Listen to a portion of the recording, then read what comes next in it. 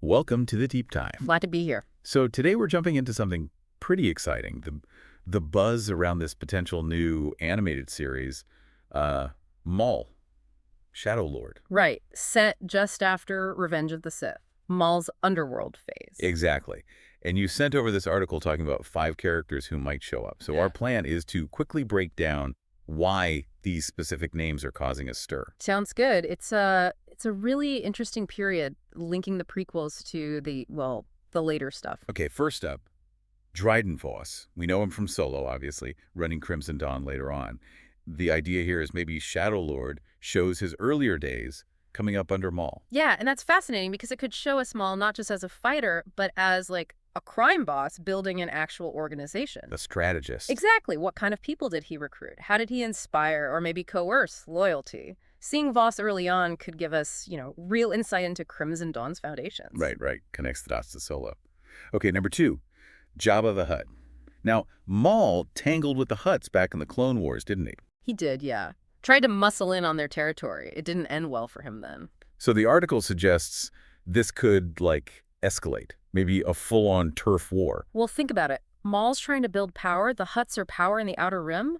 A clash seems almost inevitable, doesn't it? And the ripple effects. Oh, huge. It could throw the whole galactic underworld into chaos. People taking sides, old alliances breaking. It would definitely reshape the criminal landscape. Messy. Okay, third, Bo-Katan Kryze. Her history with Maul is intense. Understatement. He killed her sister, Satine, took over her planet, Mandalore. She has very, very personal reasons to hate him. So a confrontation in Shadow Lord feels almost mandatory then. What's driving her here specifically? Pure revenge, probably. And also, patriotism, that desire to free Mandalore. Her warrior spirit wouldn't let Maul's takeover stand. Any encounter would be explosive, you'd think. Absolutely. High emotional stakes, high action potential. It fits perfectly. Okay, character 4, Boba Fett. There's that known gap in his story, right?